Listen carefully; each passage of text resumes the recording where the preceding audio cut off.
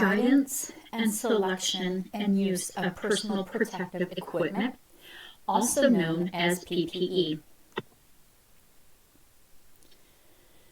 So PPE use in healthcare setting, even though we're non-medical, we're still underneath this category. So the goal is to improve personal safety in the assisted living setting environment through the appropriate use of personal protective equipment, also known as PPE. Types of personal protective equipment are gloves, those protect our hands, gowns/aprons, that protects our skin and or our clothing, masks and respirators. You won't see us use respirators in the assisted living setting, but if you were to go visit somebody in the hospital and they were in a negative pressure room, which is used for like airborne illnesses such as tuberculosis, you might see a nurse and or a respiratory therapist go into a room and it's with a respirator, and it looks like you know when you watch ET and they're got him and Elliot in isolation, they've taken over the house. Those are kind of like respirators. So they literally go around the full head, and they provide a seal, and they have a little filtration system.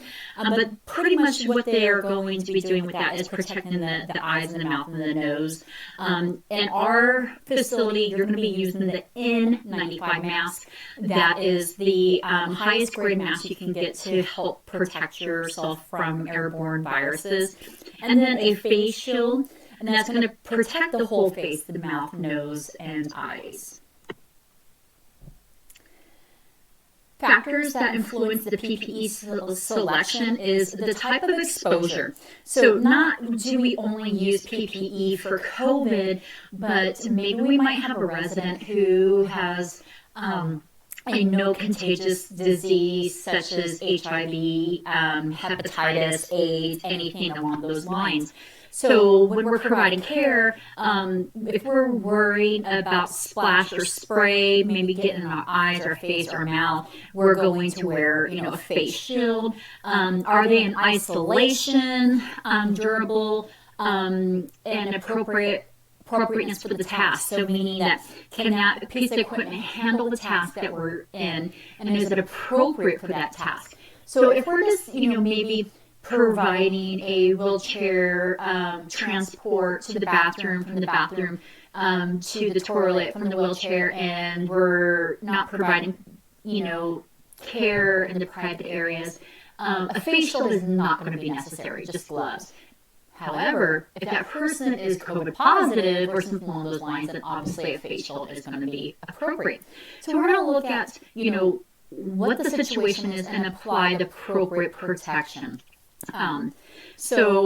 Gloves, these protect patients and ourselves and the environment around us from potential transfer of germs.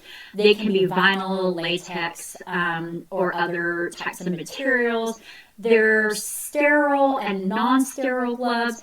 In our setting, we use non-sterile gloves. You see them in the box. Sterile gloves are what surgeons use during an operation.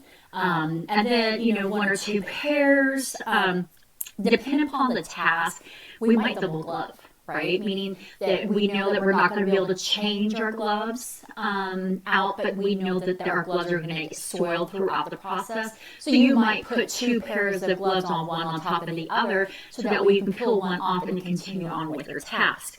That doesn't happen too often in the assisted living setting, but it can happen. Single use or reusable. Ours are always single use. Please, please, please don't wash our gloves. Once they're done, they're one and done, you throw them out.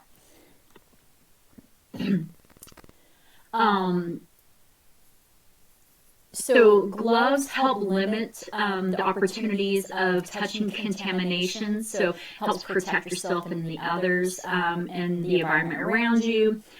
Don't touch your face, once again, when you're wearing your gloves, because you can get yourself sick. Try not to touch as many areas as possible while you got your gloves on, right? Because those are fairly, even though they're non-sterile, they're fairly clean, right? And so if we can avoid giving germs to our residents, we want to do that. Change your gloves in between resident care. Don't wear one pair of gloves between 2 or 3 residents. They're one pair, one set of resident, that's it. So don't be wearing the same pair of gloves for 2 or 3 residents. During the use, if torn or they're heavily soiled, make sure you're changing out those gloves.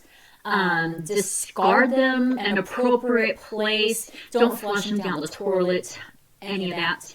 And then, once again, do not wash disposable gloves. The only time you'll reuse gloves is maybe if you're working in the kitchen and there's kitchen gloves to help wash dishes. So that's a little different type of scenario there.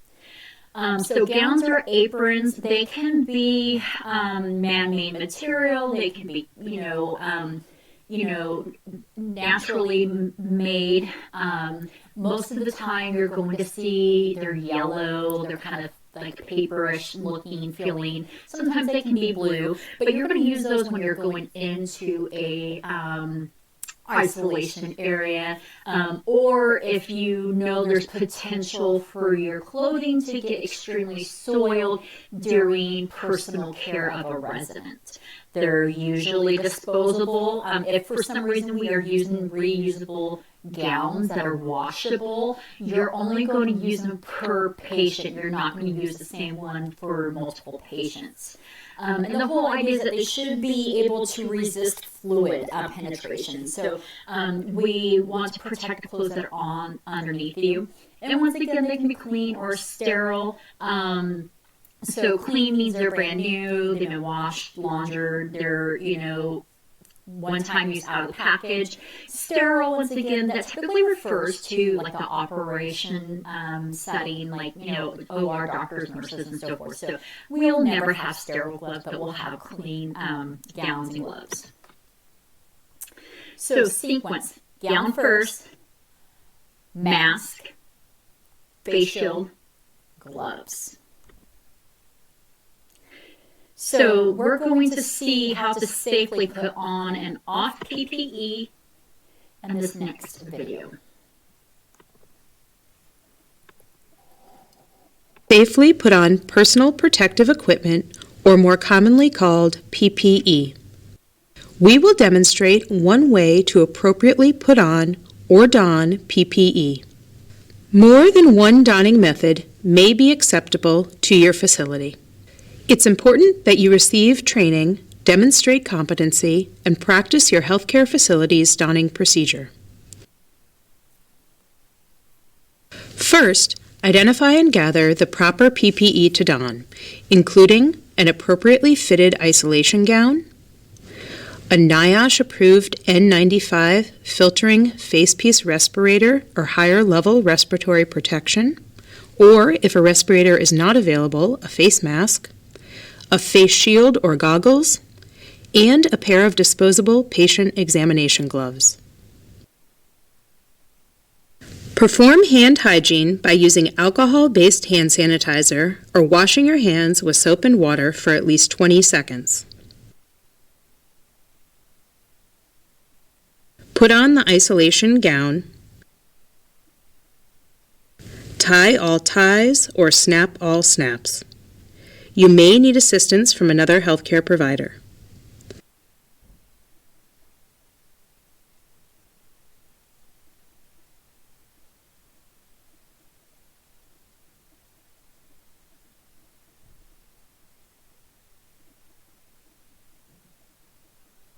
Put on the N95 respirator. When using a respirator with a nose piece, fit it to your nose using both hands. Do not bend or tent the respirator. Extend the respirator under your chin, protecting both your mouth and nose.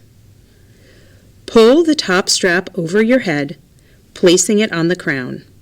Then pull the bottom strap over your head, placing it at the base of your neck.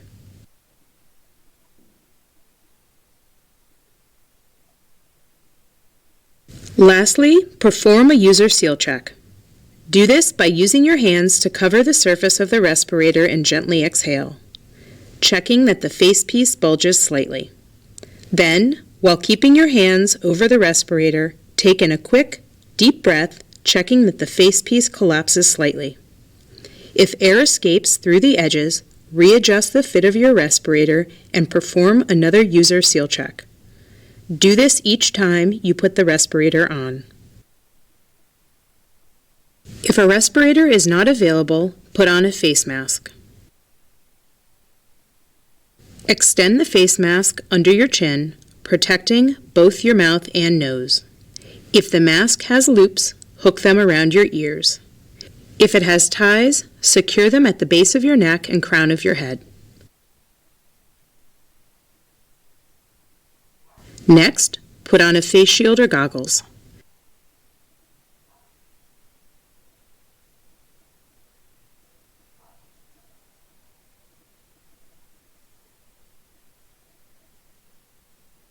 Lastly, put on your gloves.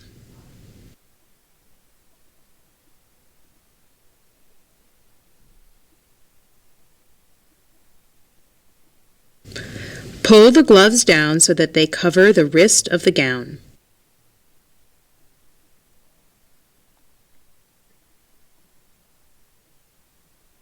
You are now ready to enter the patient's room.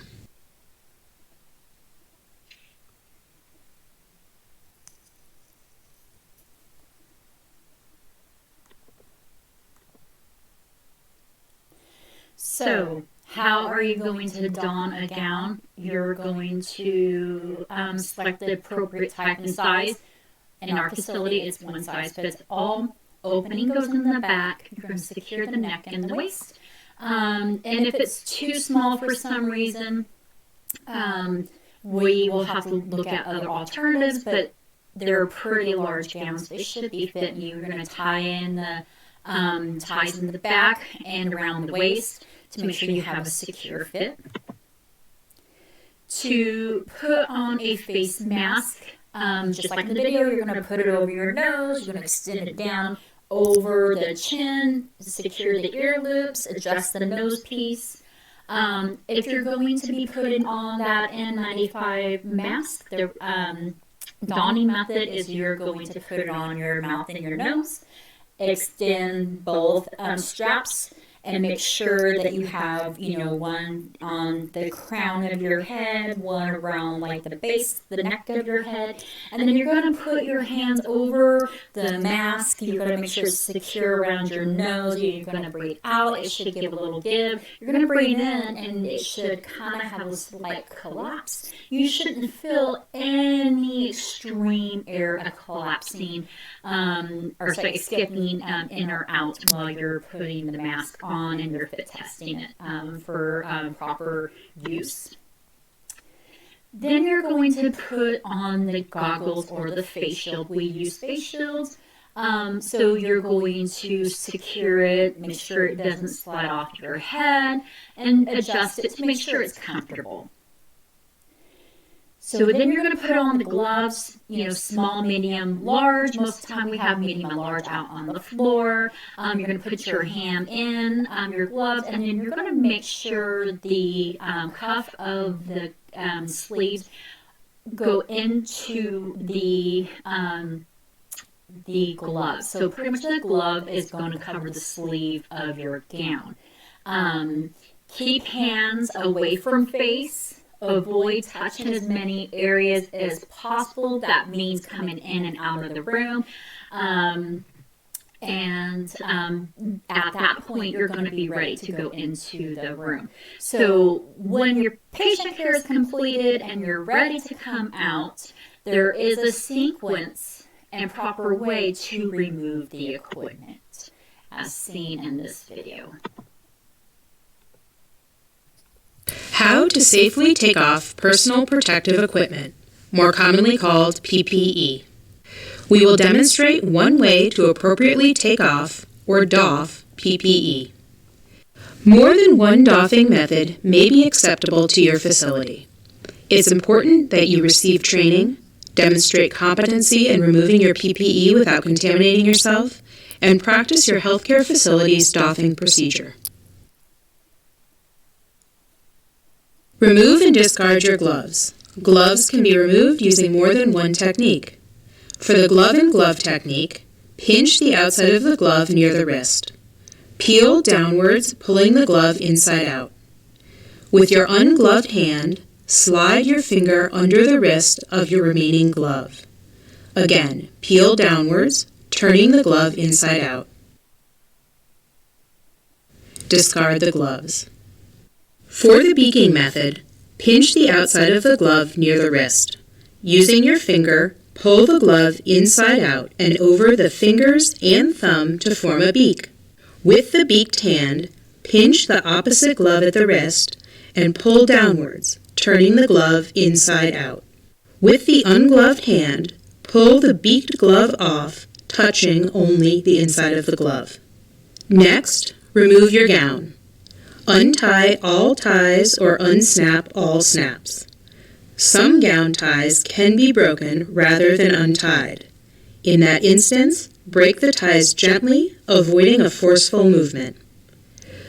Reach up to the shoulders and carefully pull or roll the gown down and away from the body. Dispose of the used gown. You may now exit the patient's room. Perform hand hygiene by using alcohol-based hand sanitizer or washing your hands with soap and water for at least 20 seconds. Be sure to clean your wrists where the edge of the glove was located. Carefully remove the face shield or goggles by grabbing the strap and pulling upwards and away from your head. Note for us, Do not touch the front of the face shield or goggles. On throughout your Next, remove and discard the respirator or face mask. If you are wearing a respirator, remove the bottom strap by grabbing only the strap and bringing it carefully over your head. Grasp the top strap and bring it carefully over your head, and then pull the respirator away from your face without touching the front of the respirator. If you are wearing a face mask, carefully untie the straps or unhook them from your ears and pull the mask away from your face without touching the front of the mask. Lastly, once again perform hand hygiene after removing the respirator or face mask. You have now completed the doffing procedure.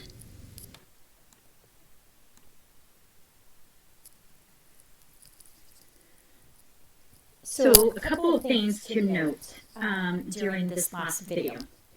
When he was removing the gown, notice how he made a rolling motion away from his body.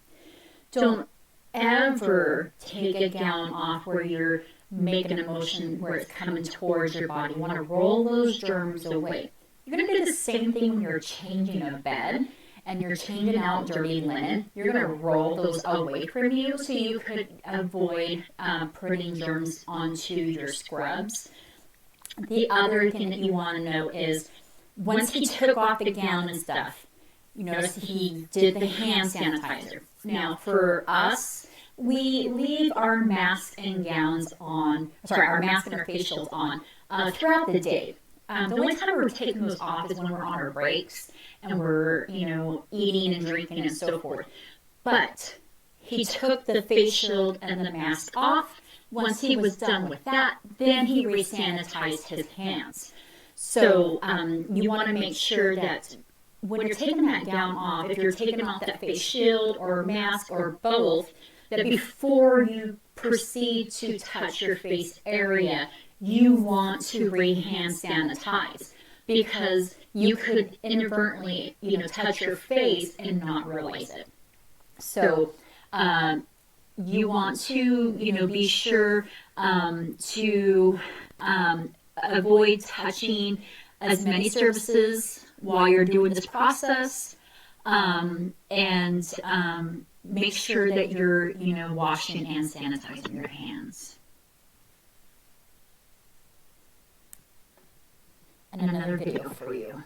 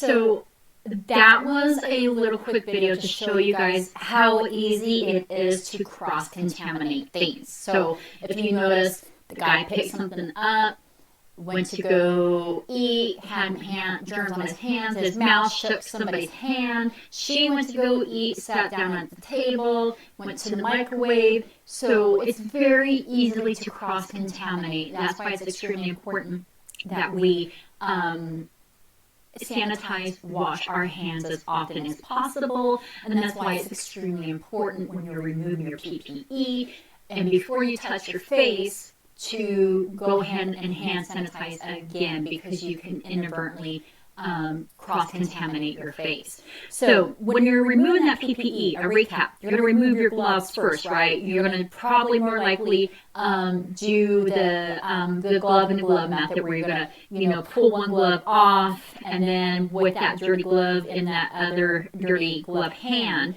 you're going to then take your fingers underneath the wrist and then pull them off and place them into the garbage.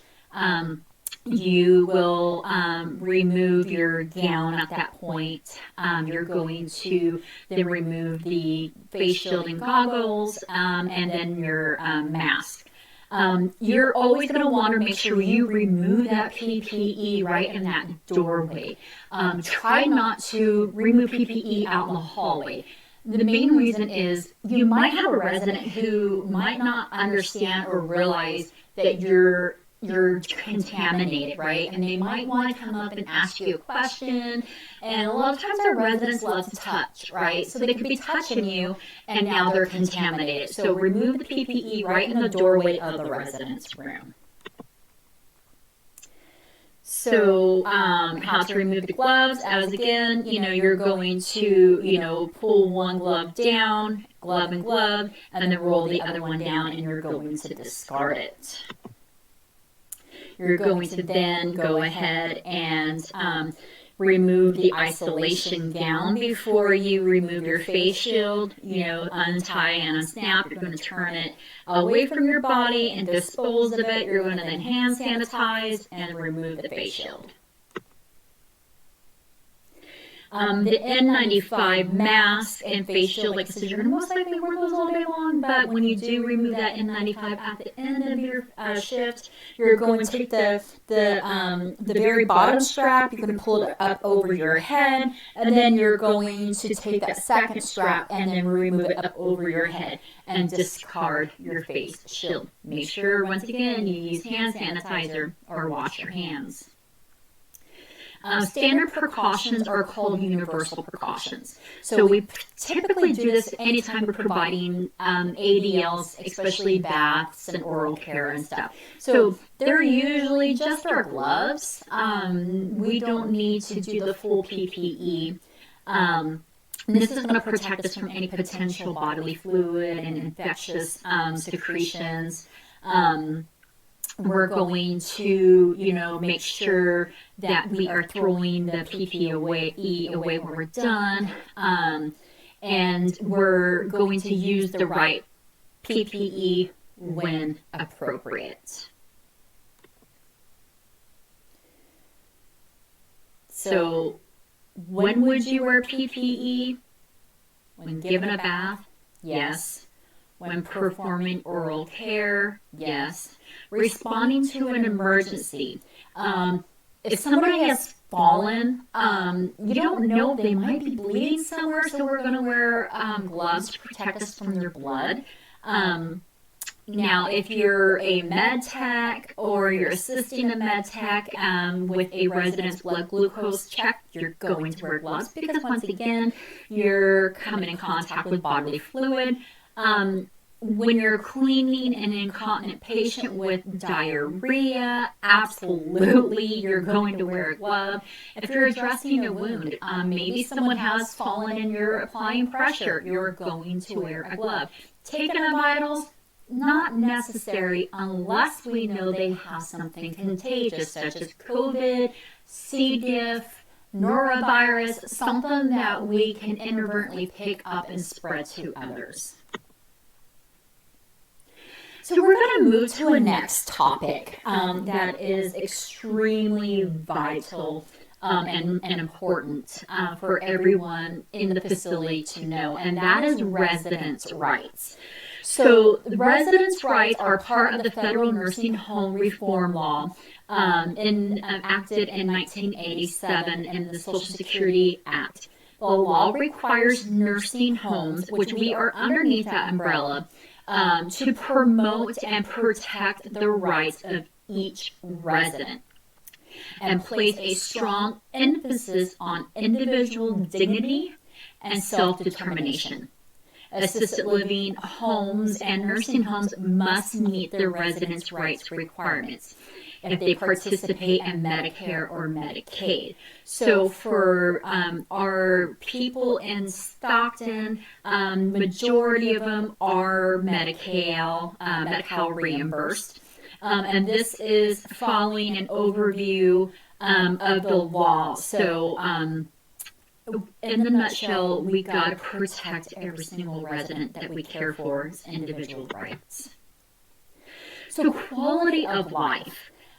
So think of residents' rights as how you would want your mom, your dad, your grandma, grandpa, or you to be treated if you lived at Del Monte.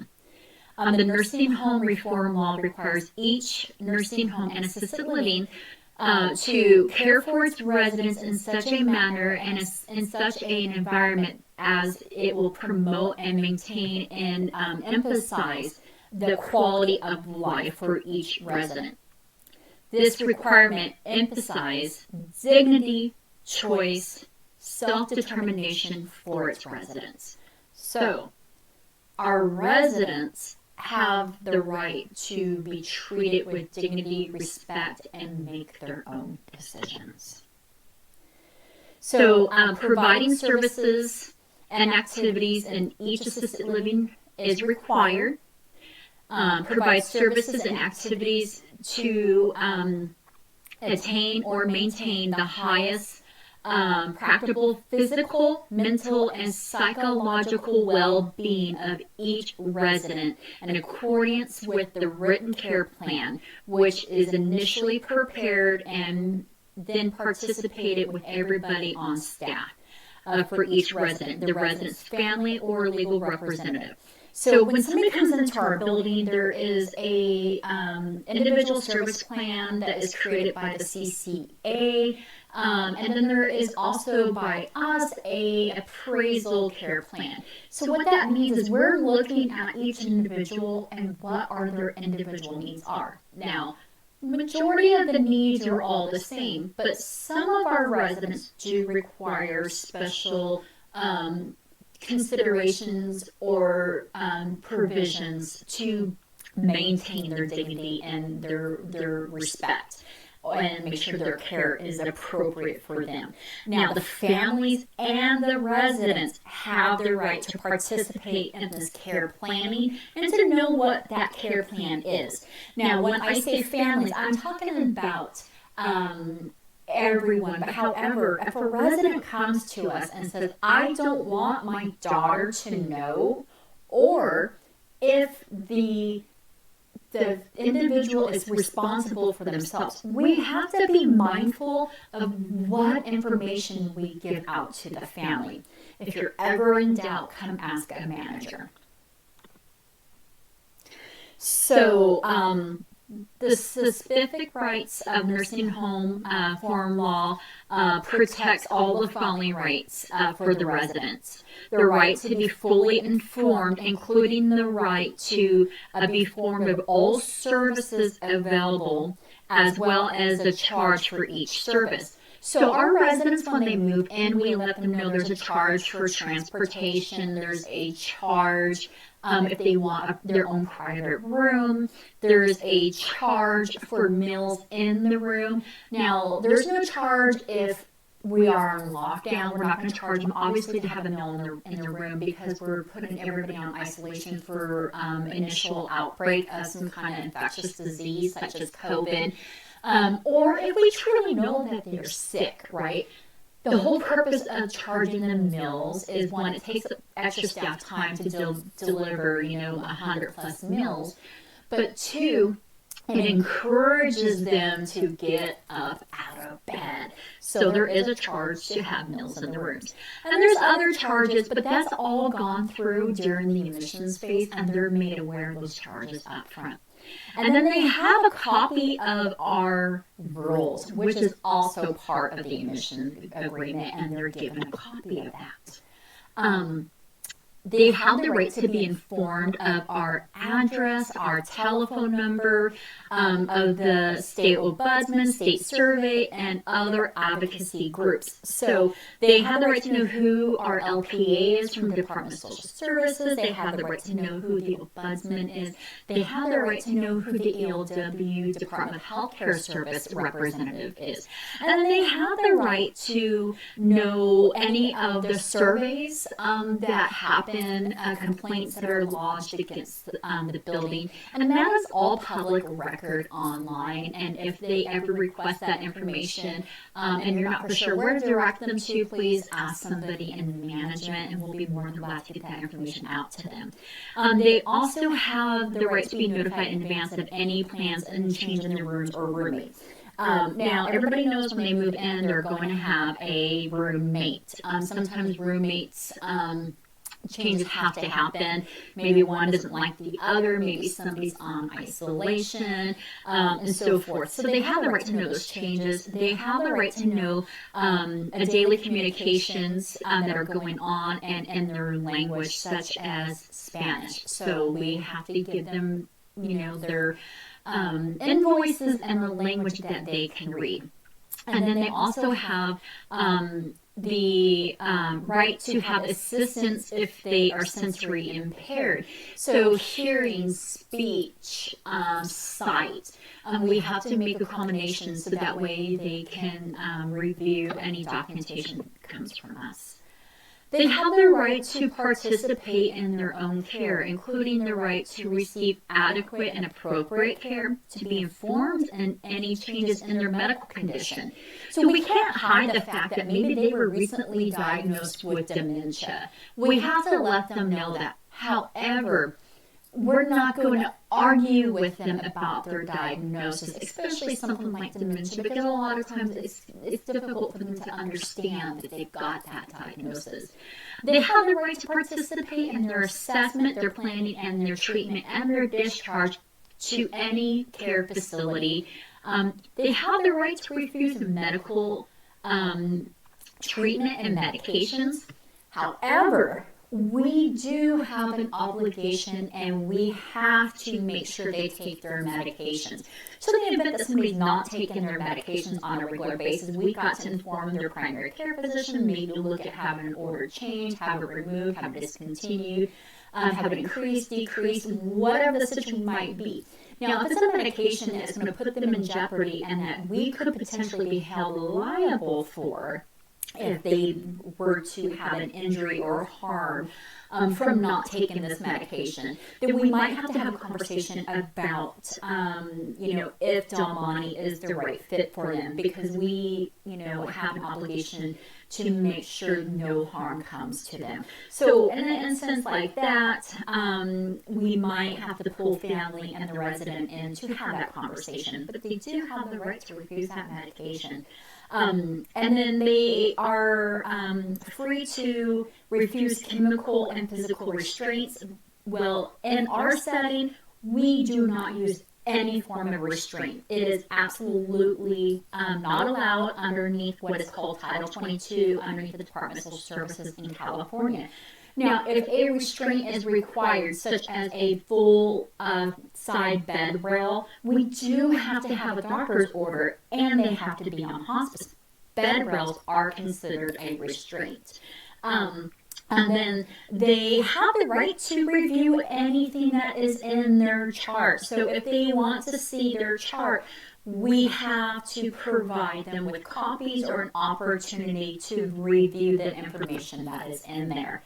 They have the right to make their own independent decisions, such as what to wear, and how to spend their free time. With that, we might want to give them options versus giving them complete free control. And the reason being is sometimes when we give someone who is got a cognitive impairment, such as Alzheimer's or dementia, schizophrenia, any of those, sometimes when we give them the absolute free will, that can become very overwhelming. And they're not able to make a sound choice. And they kind of get frozen in this state of panic and no choice is made. So, for example, Mrs. Smith, would you like to wear your red blouse today, or would you like to wear the blue one? You know, I wore blue yesterday. Let me go with red. So we gave her a choice versus, Mrs. Smith, what would you like to wear today? Well, I can't remember what I wore yesterday. I don't know what day it is, what the weather's like. Oh, I don't know. What am I supposed to do? So we still give them a freedom and choice, but we help guide that choice in some of our residents. They have the right for reasonable accommodations and preferences of their nursing home, their physicians, their home health. So what that means is if for some reason somebody has to go out to the hospital and they have to go out for skilled nursing care, for rehab, etc., they have the choice in where they go for that. They also have a choice in who their doctor is. Just because we have doctors that come into our building does not mean they have to use our physicians. They can use anybody that they wish.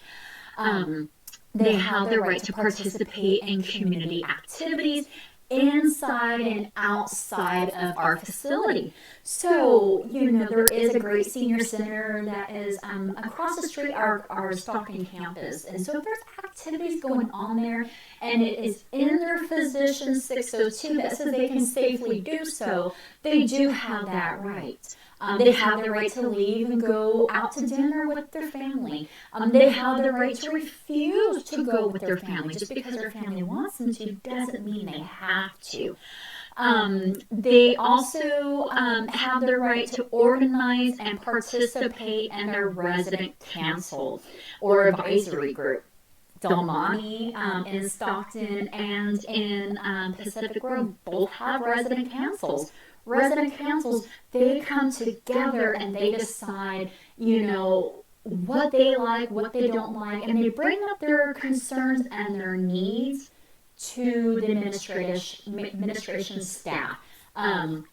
And, you know, sometimes there's items on there that we really can't make big adjustments to, but the whole point is that they are given the opportunity to have a voice in what goes on within the building and be able to bring up any concerns that they have. They have the right to privacy and unrestricted communication with any person of their choice, meaning we don't have the right to be standing at the door and listening to their private conversations with friends, family, or other individuals, such as legal lawyers, legal aides, social workers, psychologists, all of that. They have the right to their privacy. I don't think any of us would want someone coming in and listening to a private conversation that was only meant for me and the other person. So remember, privacy, when they request it, is, you know, absolutely a must. Now, in that instance, though, if you feel that the person that they're wanting to have that privacy with is potentially committing financial abuse or fraud to the senior, please report it to the med tech or report it to management. Even though they have the right to that privacy, if there's a concern, there's something not right, report it so we can do some investigation to make sure everything's on the up and nothing happens to that senior and their personal well-being and financial well-being. They have privacy in their treatments. So we're not going to be in there necessarily when the home health is asking personal information about their care. And they have the right to confidentiality in their care and their financial affairs, meaning that we don't have the right to know everything. Now, however, there are certain medical things that are important for us to know in order to provide safe care. And, they have the right also to keep from us how much money they actually have. But however, that doesn't mean they have the right not to pay their bills. So that's a huge difference, right? They have the right to withhold and not disclose, what their source of income is and how much they make, but they do have the obligation to pay their financial obligations. They have the right to respect and dignity and freedom, including the right to be treated with the fullest measure of consideration, respect, and dignity, be free from mental and physical and corporal punishment, involuntary isolation, physical and chemical restraints, and self-determination. I don't ever want to hear in any of our campuses that someone is afraid of retaliation against a caregiver or other staff member. That should never be on our residents' minds. They shouldn't have to worry about you being mad or angry because they didn't do something that you requested or demanded of them. So they have that right to make their decisions and be free of fear. So they have the right to decide when they're going to be transferred or discharged from a healthcare facility and or hospital. Now, there are some things that Medicare does govern, such as how long somebody stays based upon how sick they are. But if they're not in agreement, they can make an appeal. So they have that right. They have the right to meet the needs of their personal welfare. They have the right to protect themselves in regards to their health and their safety from other residents and or staff. And they have the right to have reasonable notice of a discharge from a hospital and or nursing facility. So a lot of times what will happen is we'll have somebody come in and they'll say, well, I wasn't told I was coming to Del Monte. Nobody gave me proper notice. They just put me in a van and left. And sometimes that's really hard to determine if that really happened or not. So what happens is they get what is called a NOMAC. It's a Medicare document that is given to them usually 72 hours minimum prior to a discharge, and they sign it or their legal representative signs it.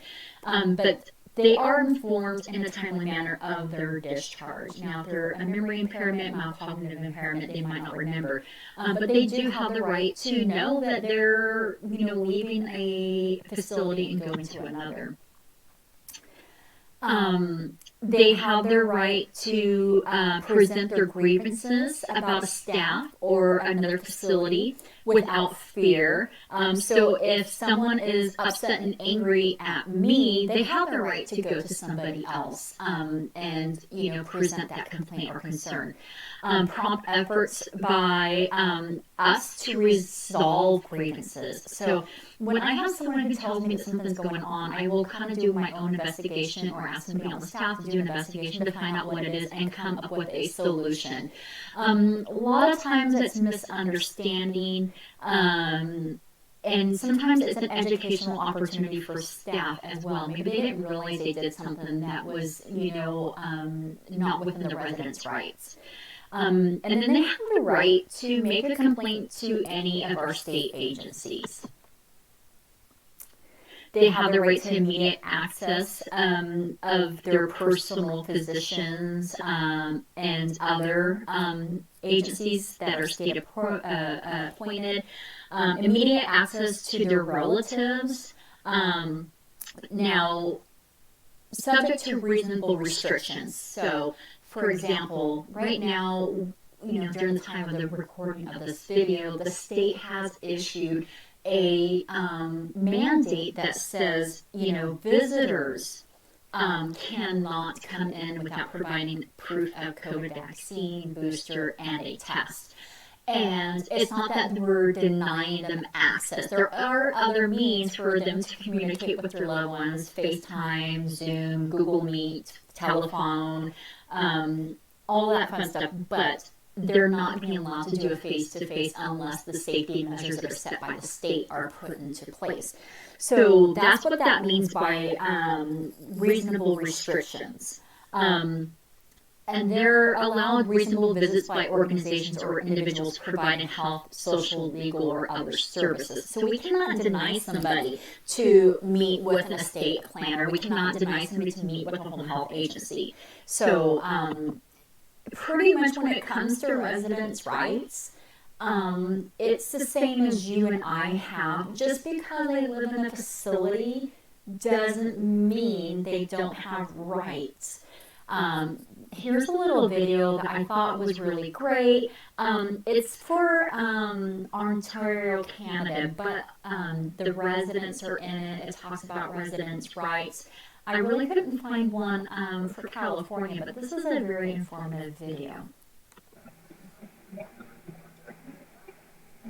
Oh, anytime, Mary. From the top. Yeah, from the top. I am an older woman, mother and grandmother. I am a former community nurse. I am very interested in people. I am also one who tries to be helpful. I am aware of things around me and listen to individual conversations. I love my children and grandchildren. I like to knit, read, watch TV, and get my hair done. I dislike cold weather and insecure people. I hate that my handwriting is deteriorating even as I write, and I hate being confined to a wheelchair. I dislike chocolate and chicken. I dislike chocolate in any form and chicken. I have my mind and I'm aware of my surroundings. I am content being my own person. I am not done yet, and I am still here, and I am whole. I am Mary Catherine Lindsay. You just heard a resident living in a long-term care home declare who she is, a declaration of her unique personhood.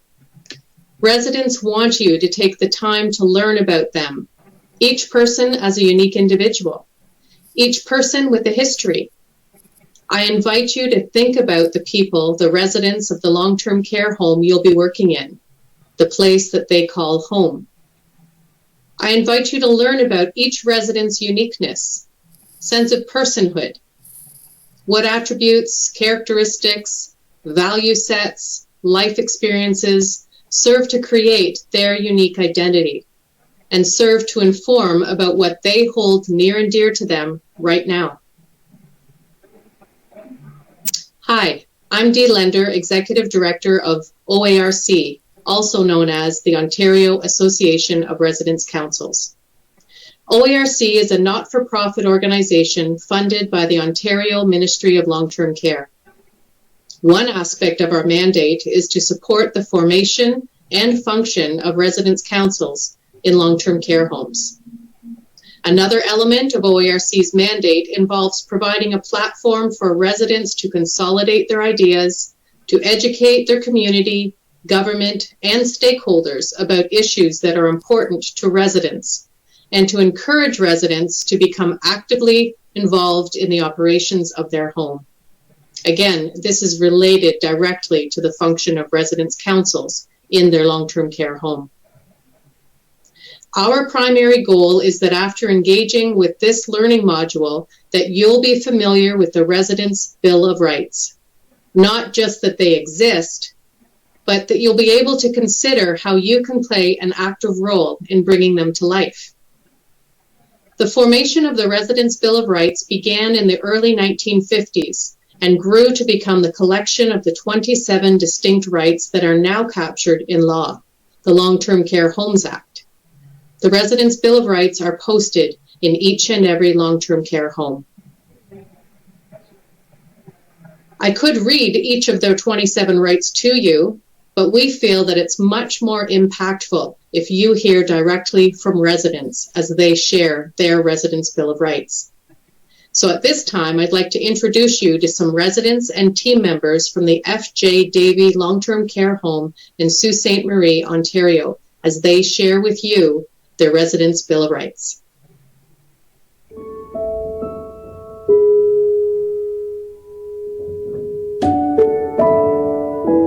Be treated with respect and dignity. Have the right to be protected from all abuse. I have the right to not to be neglected. To have proper care. Every resident has the right to know who is taking care of them. Participate fully. All residents can participate fully in any of the decisions in their care. I have the right to vote.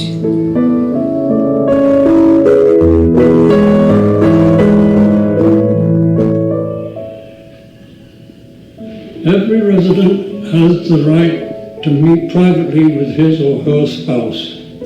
3. We have the right to form friendships. I have the right to participate in decision-making.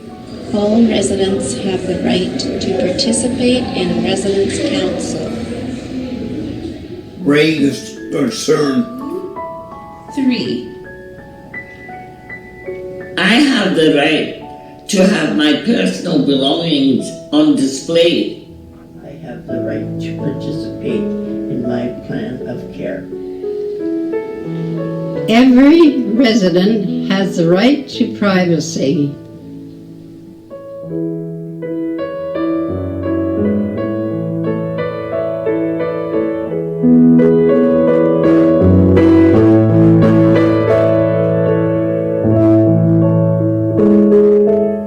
All residents have the right to have their personal health information kept private.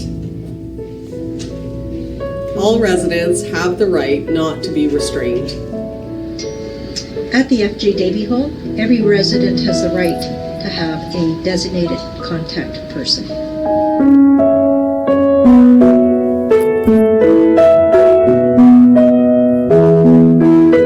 I have the right to pursue social interests. Every resident has the right to have visitors during critical illness and Visit and communicate in private.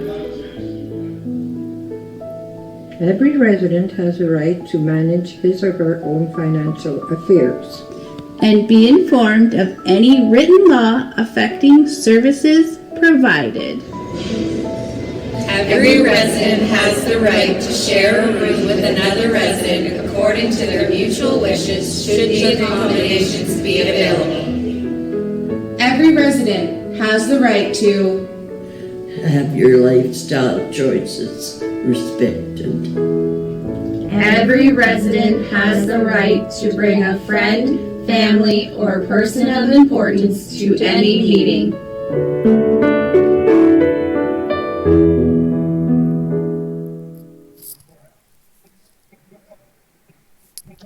Now that you've seen the residents explaining their Residents' Bill of Rights, I invite you to think about the role that you will play in upholding, living, and breathing these rights as a team member each and every day that you work in a long-term care home.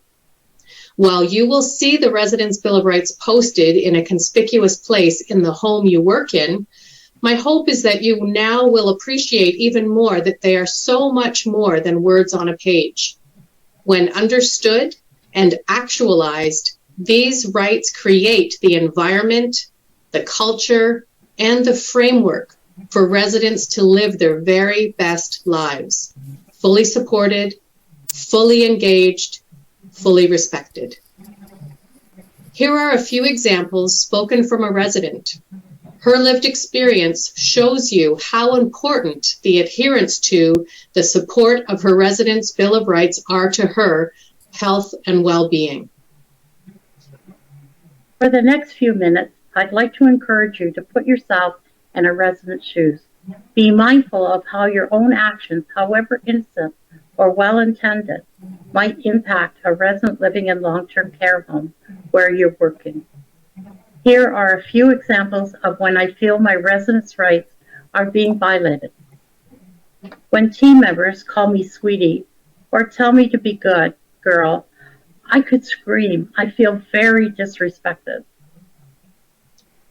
When a team member is assisting me with eating and rushing me along, it makes me feel helpless and I lose my appetite. When I hear team members complaining that they're tired, I feel like I'm a burden to them. When I hear team members speaking their own language while providing my personal care, I feel invisible and I want to scream, pay attention to me. When a team member enters my room without knocking, I feel frustrated because I'm entitled to privacy in my own home. Now that you've heard a few negative examples, I want to contrast those with some positive experiences I've had. When I see team members greet me with a smile or come to see me just to say hi, it brightens my day. When team members take the time to introduce themselves and wear their name tag, I feel comfortable and I feel I can develop trusting relationships. When I see team members making an effort to get to know my unique likes and dislikes, I feel grateful and appreciative. When I hear you sharing your own experiences and thoughts, I feel that I can trust you like my own family. I hope that you'll take the residents' perspective of the Resident Bill of Rights to heart. Your understanding of them and your ability to honor them in your unique role will help you to develop lasting relationships with residents as well as fellow team members in your home. You can create a culture of respect and caring by leading by example. Let us help make our residents' home the best it can be. OARC's mission statement focuses on empowering residents to understand their rights, share, assist you as the Residents' Bill of Rights. So before we move on to the aging process and in this hour-long recording, there was one thing I hope you guys all noticed. When the residents had the signs up and they were talking about their residents' rights, and then at the end, what did the paper say? Did anybody catch it? We work in their home. So the key word is that is their home. Del Monte Assisted Living and Memory Care residents, this is their home. So therefore, when you go into somebody's home, you always knock. You ask permission to come in. Now, of course, if there's something going on, we're concerned. We're still going to knock, but we're probably going to come in. And we're going to provide the most respect that they deserve. Now, all the respect they deserve, because at the end of the day, this is their home. So I hope you guys remember that when you're doing something in somebody's room and they're, asking you not to, because that is their home. So just really, really keep that in mind. We are going to go ahead and proceed to a break.